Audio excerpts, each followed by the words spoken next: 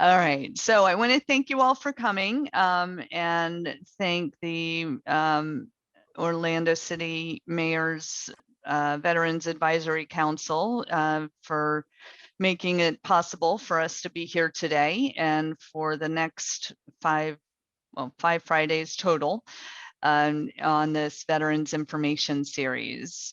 So this week's topic is just veterans benefits, just a general overview of benefits that are available to veterans. And first, a little bit about me, Marissa. I am a 16-year attorney. I'm licensed here in Florida, as well as the federal court in Florida and the U.S. Court of Appeals for Veterans Claims. My father was an engineer as a civilian with the Navy, but I grew up in Virginia and him working in DC for the Navy. And my husband is an Army veteran. So those are my ties to the military and the veterans. And what has brought me to this position, I started my first career in nursing homes, and then I worked when I went to law school, I started working in private firms of all different sizes and working in different areas of the law, but focusing on being an advocate for people mainly as much as I could. And then in 2016, I came here to Community Legal Services, Mid-Florida, and I started on the Helpline and then eventually moved to the public benefits unit. And I am now the manager of the public benefits unit. And our public benefits unit does incorporate the Veterans Advocacy Project. And so my work in public benefits has been primarily in veterans working on veterans benefits, Social Security benefits, Medicaid, Medicare, reemployment assistance, and supplemental nutrition program, otherwise known as food stamps. And I do try to work with veterans on a holistic basis to provide all these services to them and advice in different areas of the law. And I work closely with SSVF for these holistic services, the supportive services for veterans and families. I also sit on the Orlando City Mayor's Veterans Advisory Council, and I am the chairperson for the Central Florida Reentry Network's Veterans Subcommittee. All right, so these series each of them are geared towards veterans. And I know that there are veterans as well as veteran providers and agencies here, and maybe a combination of both. I think a lot of people maybe work for an agency that helps veterans and are a veteran as well. So there's going to be a little bit of everything in here for depending on which way you're attending. So, I mean, the first question is, what is a veteran? There is a regulation that defines it: a person who served in the active military, naval, or air service, who was discharged or released under conditions other than dishonorable. But we look at veterans in all different kinds of ways. There's veterans who have been in a wartime era, veterans who have not. The different wartime eras go back to 1916 at the Mexican border period. And then you've got the World War I, World War II, Korean conflict, Vietnam War era, and then our current and most recent, the Gulf War era. And also, veteran may or may not have served in combat. A combat veteran is generally one whose military record says that they received hostile fire pay or they were deployed and served in a combat zone. So there are different services available to veterans dependent on what kind of veteran they are, or where they served, or whether they were in combat. Different things like that might make a difference on what kind of service or benefit they can get. Overall, the veterans benefits as a whole, and things that we'll be talking about today and in the next couple weeks. You've got service-connected disability, non-service connected pension, healthcare, vocational rehabilitation, the GI Bill for education benefits, dependent and survivors benefits, overpayments, which obviously is not a benefit, but it is something that veterans should be aware of, the possibility and how to handle those should they come up. And similarly, the character of service determination and discharge upgrades, because those will affect also what kind of benefits they can and can't get. And then there are also other benefits, like home loans, burial benefits, small business support, and things like that. So just a few basics. Again, the benefits are going to depend on different things. They depend on the type of military service performed, the duration of the service, and the character of discharge at separation. So an honorable discharge, a veteran with an honorable discharge is eligible for all benefits. General, or under honorable conditions, the veterans should be eligible for everything except the GI Bill. An uncharacterized discharge is usually because the person wasn't in long enough for them to be able to determine a character.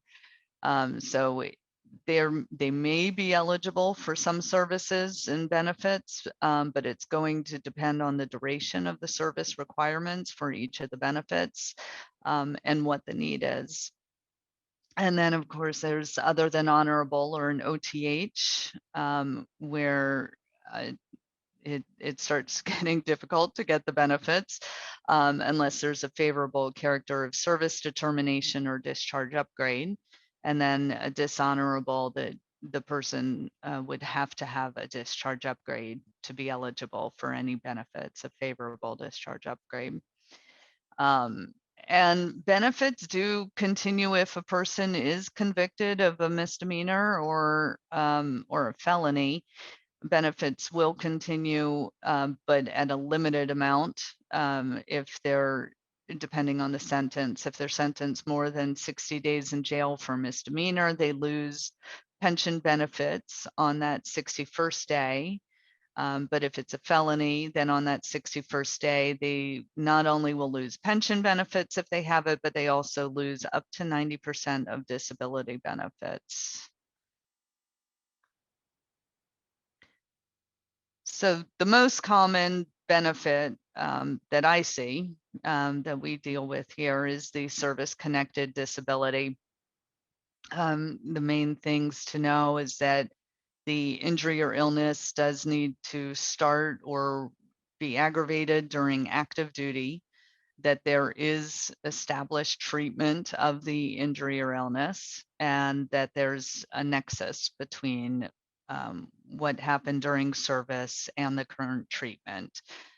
So if you're looking for a service-connected disability 20 years after service, there will need to be something that shows that it is the same thing. It's not just, something that's worsened through the years, and not just something that is similar but has no relation to what your active duty was. So in service-connected disability, they do not consider your income. It's strictly on this standard, as I just set out. And it does have to be active duty or active duty training for reservists or National Guard. If it's, they would have to be, a reservist and National Guard would have to be deployed, or they would have to be in active duty training when the injury occurred. And as long as the person's or the veteran's not 100% disabled or total and permanent disability, then they can still work. They can still get Social Security disability benefits or SSI based on disability.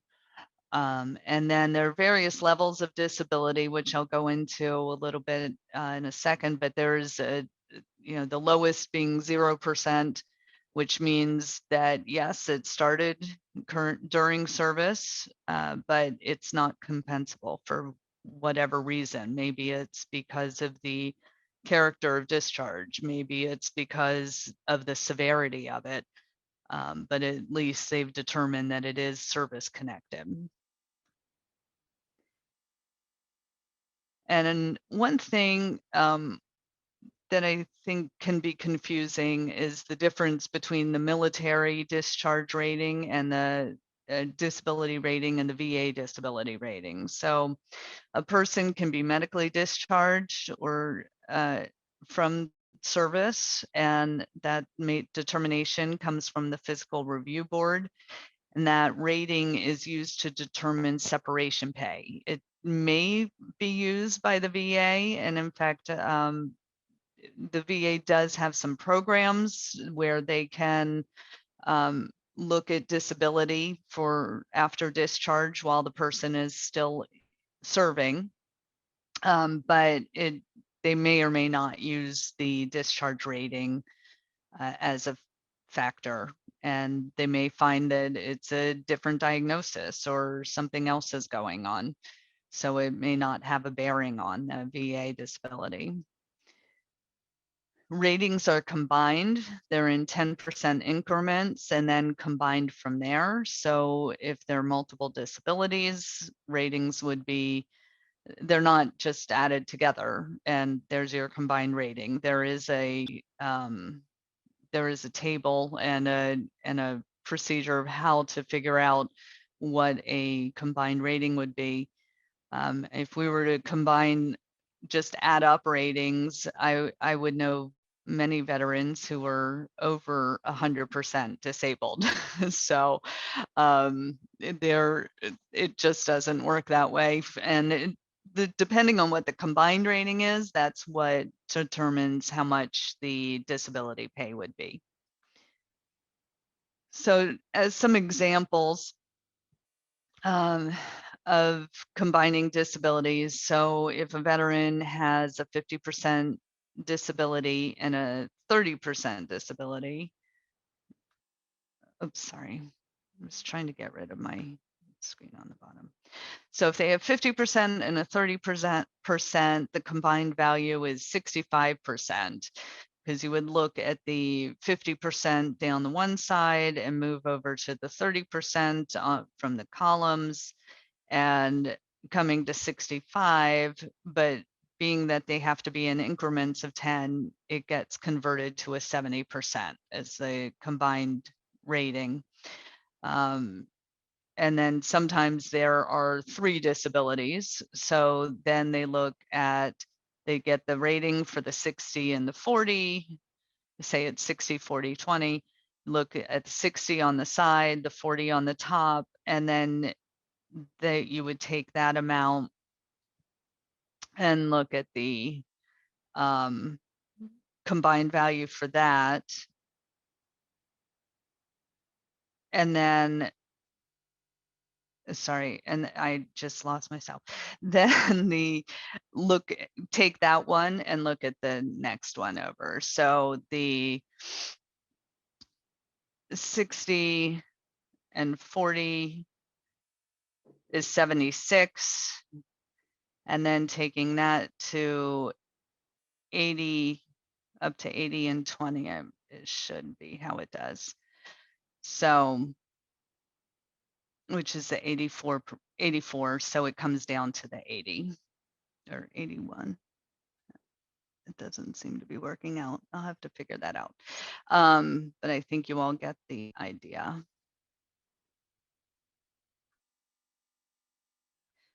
So the most common disability claims are tinnitus, hearing loss, PTSD, scarring, limitations, flexion in the knee, back problems, the lumbosacral and cervical strains, paralysis of the sciatic nerve, limitation of range of motion in the ankle, migraines, and degenerative arthritis of the spine.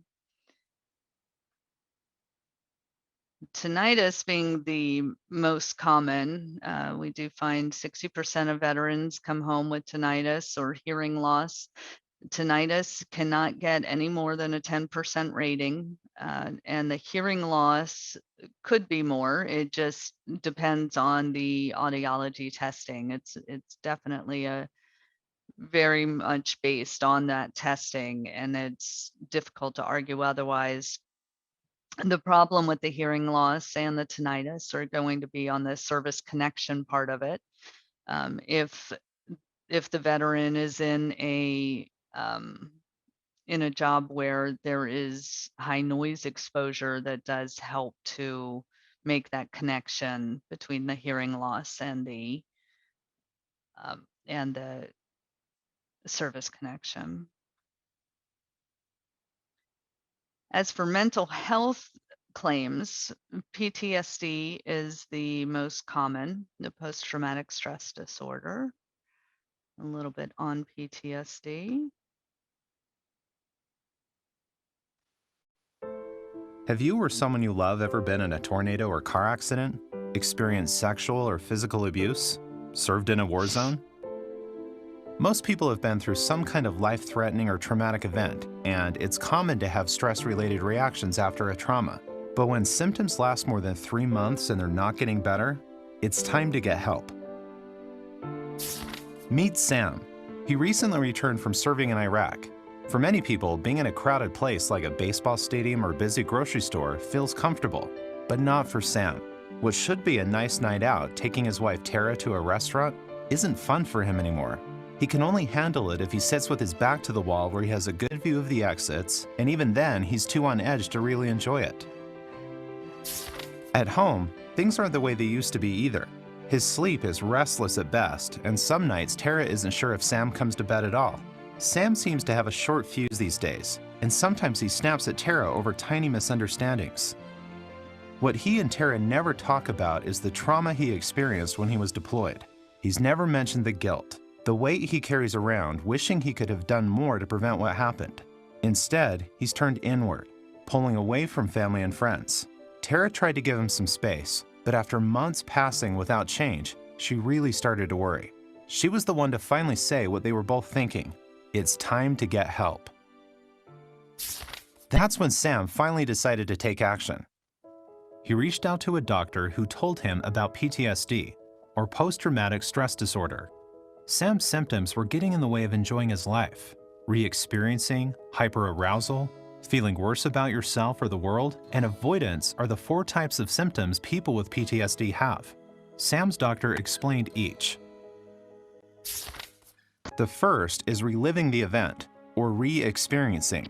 This is often an unwanted memory or even a flashback where you feel like you're right back in the situation again.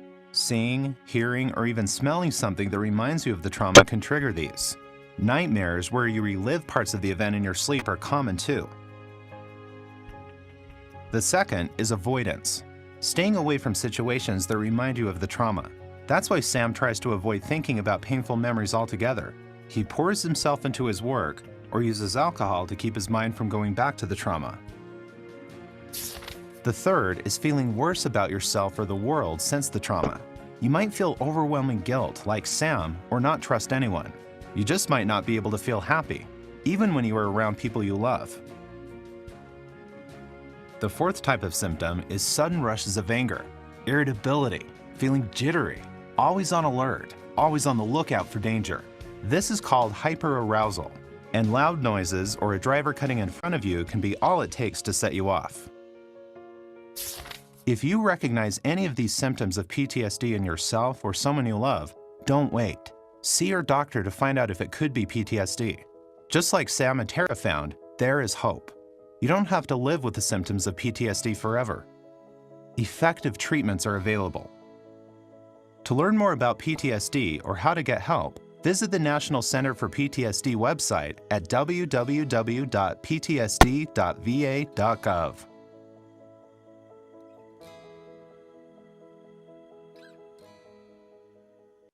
Okay.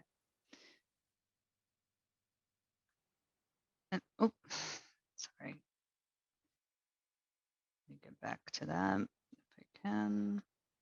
There we go. So PTSD is generally more likely to be awarded to combat veterans without having to show a verified event causing the PTSD. If the veteran is not was not in combat, and they do have to show an extreme and verified event that occurred while they were in service. And some of those things that might count as an extreme and verified event would be a severe weather event, plane crashes, auto accidents, witnessing somebody else dying, or a death outside of a combat situation, and military sexual trauma. Michelle, are there any questions? I see some things in the chat, but don't know what they are. We have a compliment on the video. And also, as you. an FYI, the Vietnam era has been recently changed to start on November 1st, 1955. Thank you. And you know what? I started looking that up this morning because I knew that that had changed, and I started looking up what the new date is, and I think I got distracted.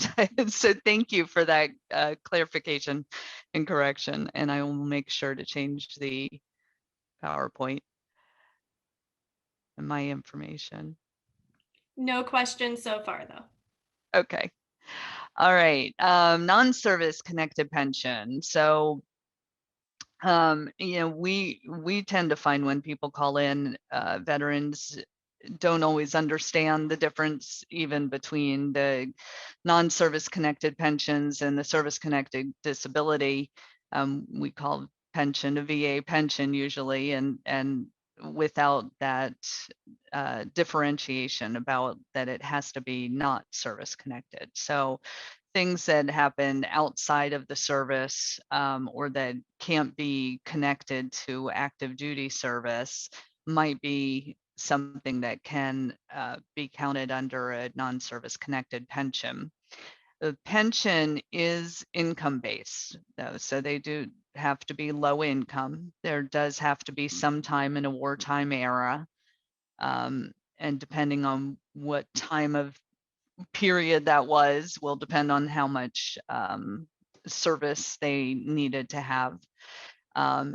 People who are over 65 or 100% disabled or already receiving Social Security disabilities, whether it be SSDI or SSI, are eligible as well, as long as they meet the other requirements. They can work so long as that income does not go above the yearly set amount by the VA. They can get their SSDI and SSI, but the amount is offset. But they cannot get it with the VA disability. So if there are service connected disabilities, generally that amount is going to be more than a pension amount. So really what's happening is that offsets the pension so that it makes it zero. They wouldn't get anything with that. So sometimes it may be wise to apply for both, and see, if you can't if you know that you have things that are not service connected, and while you're looking at trying to get the service connected disability as well for other issues. Some of the programs, there are some related programs that kind of come under the pension, mainly the aid and attendance. That's the most common one that I work with. And often aid and attendance, I find, comes along with a fiduciary issue, where there's maybe a spouse who needs to be responsible for the funds coming in, make sure it's going into a designated account, and that spouse is probably the one who's helping with the care and the aid for the veteran. So that is, if fiduciary doesn't have to be just with the pension, but that's where I most commonly see it. So that's why I put it under this.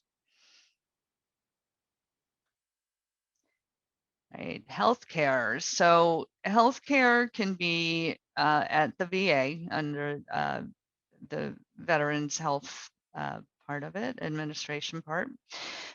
They can get healthcare for disability ratings if they have a service-connected disability. A veteran can get healthcare at the VA.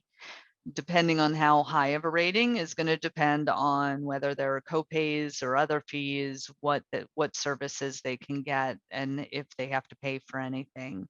If the veteran does not have a service-connected rating, then they may be able to get benefits under being income-based. If they're low income, and as long as they have anything but a dishonorable discharge, they can receive health care at the VA, but it is often an issue if they are an other than honorable discharge, an OTH discharge. They should be eligible, but generally that is going to a character of service will need to be done to make sure, having the VA say that, yes, we'll provide services for anything that's service connected. And then they would have to go through the process of getting the service connected disabilities to determine what they can have treatment for at the VA. Victims of MST must receive treatment regardless of their type of discharge, just because it is an MST. Outside access to healthcare. So you can find a provider if they're under certain situations, you may need an outside provider from the VA. And there is the website, va.gov, find locations, and you can find where there's VA health, outside urgent care, community providers, community pharmacies, VA benefit assistance, cemeteries, and vet centers. And here I'm going to show you another video that talks a little more about the community care and access to outside healthcare.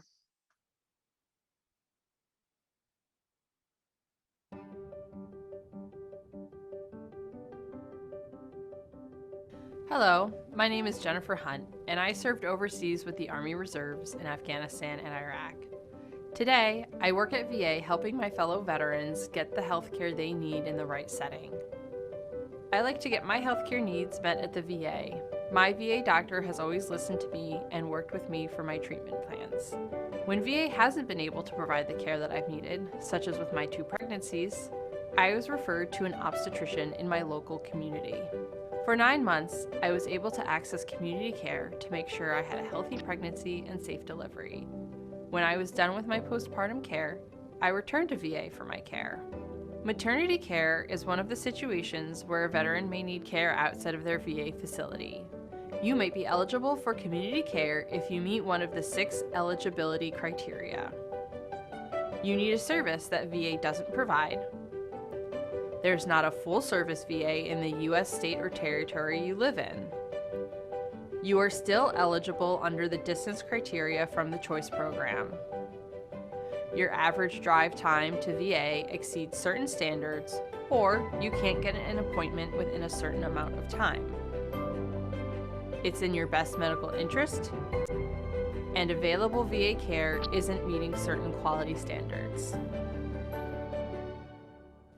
The first step is to discuss your needs with your care team. If seeing a community provider is the best choice for your care, your provider will issue an authorization.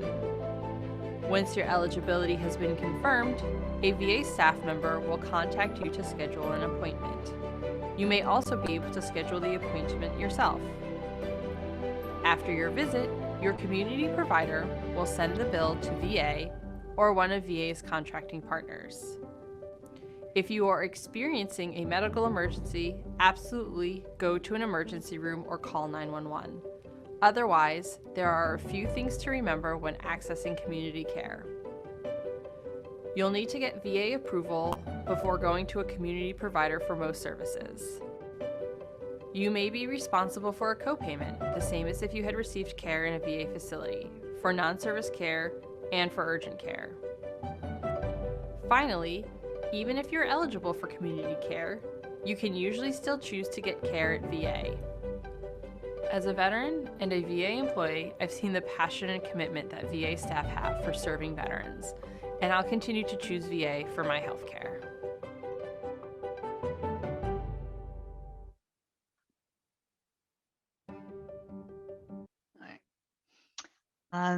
So vocational rehabilitation, another benefit.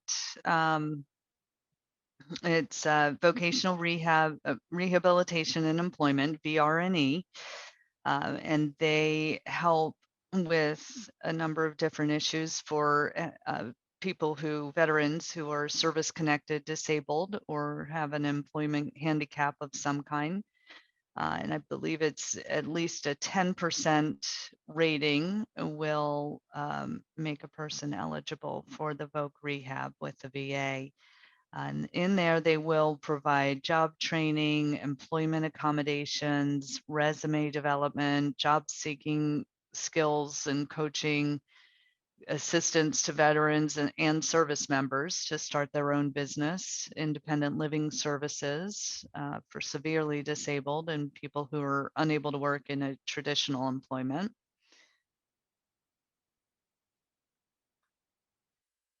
There's also the educational benefits, the GI Bill, to help pay for college, graduate school, or training programs.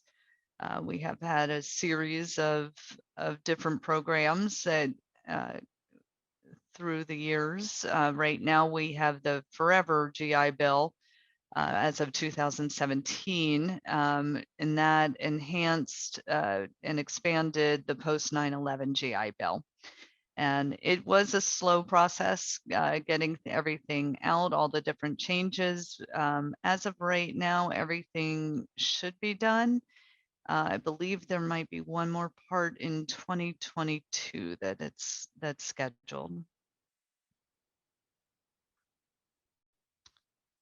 Dependent and survivors benefits. So if a veteran passes away and was totally and permanently disabled by a service connected disability, dependents and survivors may have their own set of benefits.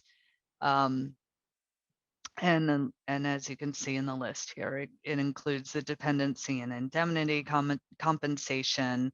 Even parents of veterans can get dependency and indemnity compensation. There's the survivor's pension, dependents educational assistance program, home loans, educational and vocational counseling, beneficiary financial counseling, and then children with Vietnam veterans with certain birth defects can even get assistance too. There are services for them. And then the fiduciary services I mentioned earlier. And then just there are times when spouses or dependents may seek an apportionment of benefits. Generally, the most common times would be they can get an apportionment of the dependent part of the service-connected disability pay and have it come directly to them as opposed to going to the veteran when there is the incarceration over the 60 days on that. Remember, I said earlier, the 61st day when there's a felony, that there's a reduction of the benefit. So while the veteran is incarcerated, the dependent and spouse can still have some money coming to them at that point. Also, failure to pay child support, usually the state is getting involved, so this may be a difficult request to apportion, but the purpose of the dependent benefits are to be able to support that dependent or the spouse, whoever it is. So if those supports aren't being paid, if you're not paying the child support, and that's what the purpose of that extra money in your disability check is, the dependent can seek an apportionment and have that money, see if they can have that money go directly to them to be used as it was intended by the VA. Home loans, burial benefits, small business support, all more benefits available to veterans. The home loans are guaranteed loans so they can buy a home as a primary residence, and can even refinance using the VA home loans. Burial benefits, they are generally paid at a maximum amount authorized by law for eligible benefits or burial costs. The DD 214 is generally needed. If one is not available, the funeral homes have a way of obtaining that to see if they can get the benefits that way. And then the small business support, the VA can help to finance, develop, and grow small businesses for veterans.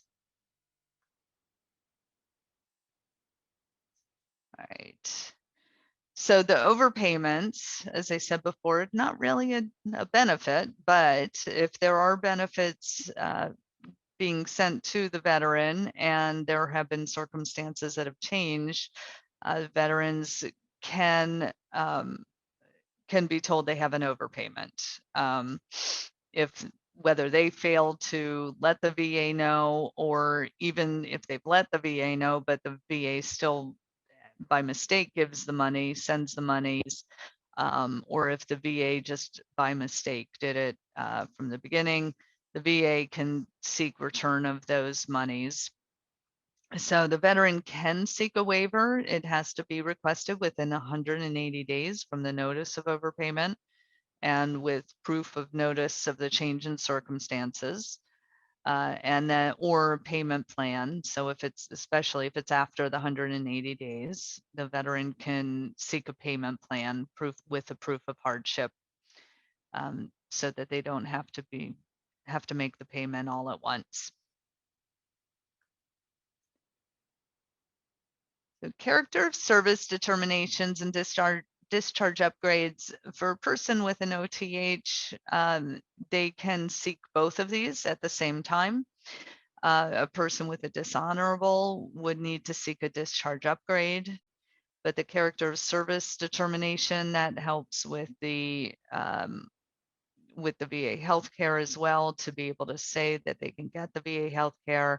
They can submit evidence of honorable service to the regional office.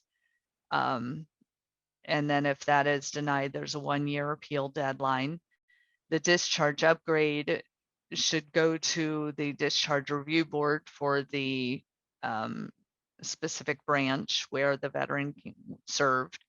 And they need to show evidence of honorable service and good standing citizenship since discharge, and that there was an injustice or an improper discharge they would have to show.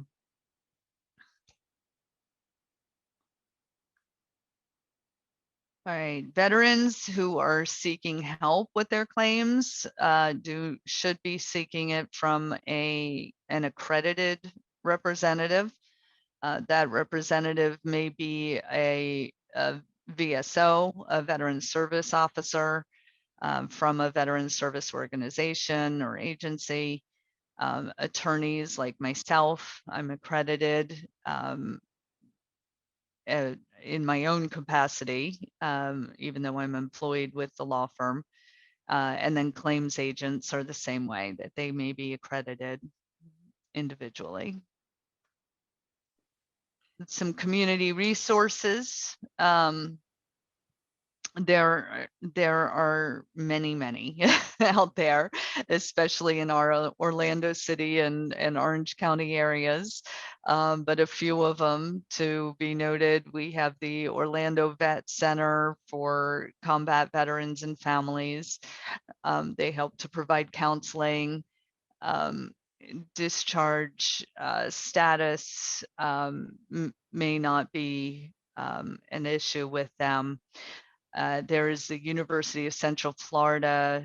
They have a PTSD treatment for post 9/11 veterans. Veterans should always consider calling 211 if they are having housing problems or problems paying bills. And that's where SSVF can come in as well. 211 is managed by United Way, and then they would make a referral to SSVF for services from there, or if they have any other agencies through there, they can help as well.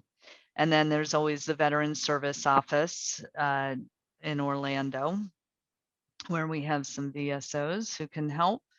And any veteran in crisis can call the crisis line for suicide prevention or crisis prevention. And then there's us. For those who don't know about community legal services, we are a full service civil legal aid law firm, and we help low income individuals. We are primarily funded by grants and agents and grant monies to help people. But there are nearly 1 million people in Central Florida that qualify for our services, and we do have a number of different grants. So it's always wise to call just to see if you're eligible, if you need help. And because we are always helping, and we do have a helpline, which is staffed by attorneys. And their number is on here, which we should be probably sending out after. But we have their number. They have a chat feature on the website. There's also an online application that can be completed on the website. So there's all different ways to get in touch with our helpline. If it is for a veterans benefits issue, remember I said you do need an accredited attorney.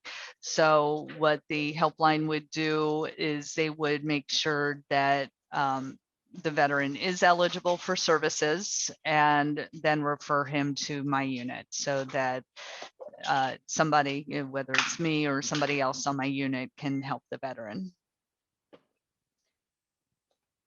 And again, thank you for joining us today. We're going to have every Friday in April of this year, we're going to have more of these. So at 12 o'clock noon each Friday. So if you have not already registered for other upcoming topics, go to clsmf.org/calendar. Next week is Veterans Pension and Disability versus Social Security Disability. Then we'll have discharge upgrades. Next week after that, Veterans Dependent and Survivor Benefits. And finally, access to healthcare inside and outside of the VA.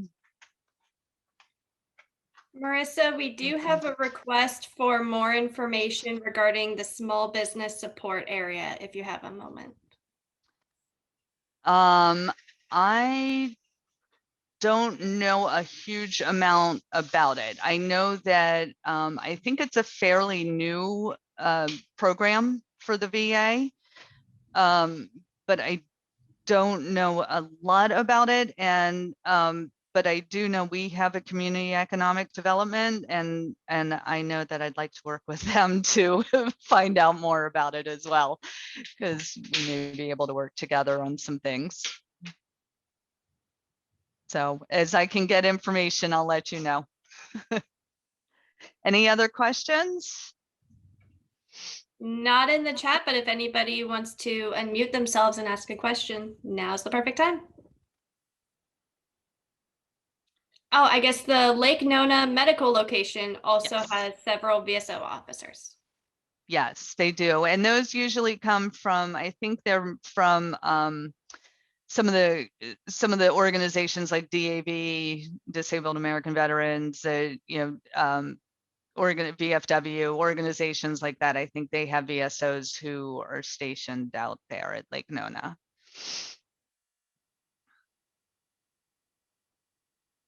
All right. Thank you. All right. Well, if we have no more questions, you all can always feel free to reach out to us. And if you have any come up later, and I'm happy to help with whatever I can. And I will get you more information on the small business part of it program. And hopefully I'll see you all next week.